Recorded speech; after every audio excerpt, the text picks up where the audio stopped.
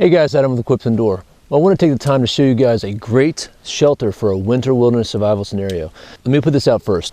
In reference to this shelter, it's very time consuming, but one way or another, you're going to put a lot of time in your shelter. Be it when you first start to construct it or in the middle of the night when you find out it's not insulated enough and you're too cold. That situation happened to me this weekend when I came out with a bunch of my buddies to do a survival training weekend. I came about 4 hours late, so by the time I got here, everybody else had their shelter, so I threw mine together hastily, but I paid the price that evening.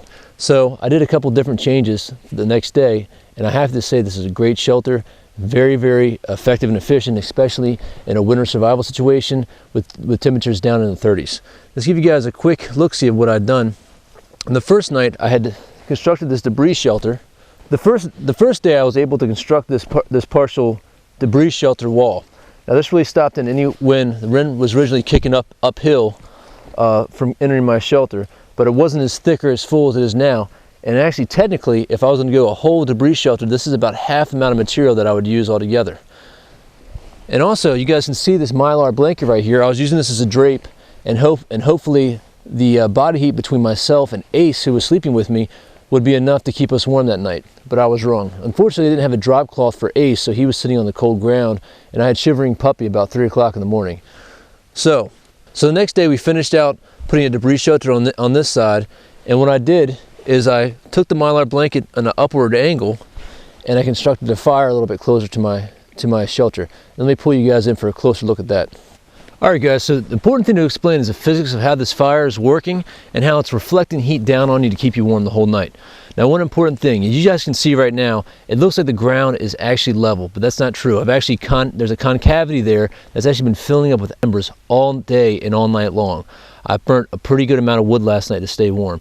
One drawback with this kind of system is you are going to wake up every few hours and throw some more wood on the fire.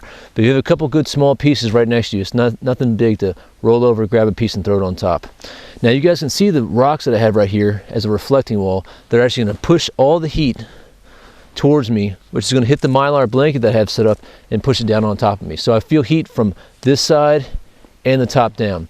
Now, it still might be a little bit cool in the back of the shelter, but it was nothing that I couldn't deal with. I actually slept with just my pants and a t-shirt on the majority of the night. The only time I actually put my wool blanket on was actually to keep the heat off of me because it was too intense to get a good night's sleep.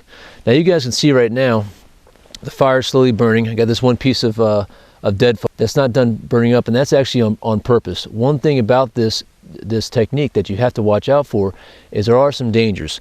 First off, having a fire this close to your shelter can really constitute a problem. That's why the one thing that I made sure I had is a wool blanket. Wool is a little bit more fire retardant than any of your man-made fibers. A lot of non-natural stuff will go up very quickly, and then synthetics are also very devastating if you're wearing them when you get burnt. So natural fiber for that situation is the way you want to go.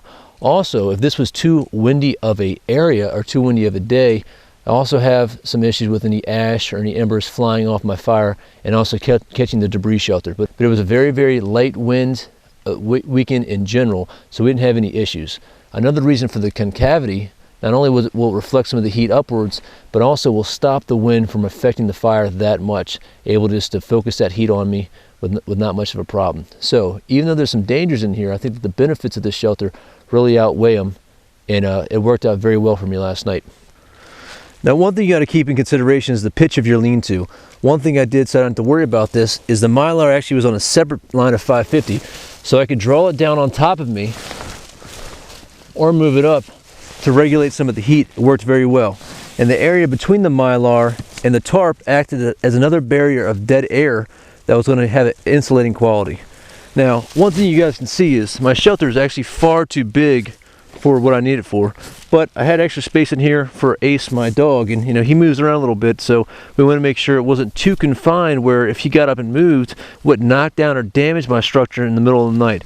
So we were able to countermeasure that with a little bit more heat. Takes up for the amount of volume and space I had to heat in the shelter, and it worked out for the better. So it's one thing that you want to keep in consideration. If you're doing it solo, you want to limit some of the space in here so you have less room to heat up. You guys can see, just had this right here so I can slip this up the tent poles with no big issue. So that way I can actually tighten it for when the change of the height or the pitch of it, it's going to need a little bit extra material. And over here, this one does the same thing. In the center, I use an acorn and buttoned it out there so that it stays nice and taut. And I did the same thing on the inside. Hope you guys enjoyed the video on the winter shelter for a wilderness survival situation. If you guys liked that video, make sure you guys check out equiptoendure.com for other great videos, from gear test reviews to survival tips to canine training. Well, hey guys, this is Adam from Equip to Endure. If you guys have any questions or comments, please email me at adam@equiptoendure.com. You guys take care, be safe out there, and remember, if you're not always prepared, you're never prepared. Thanks.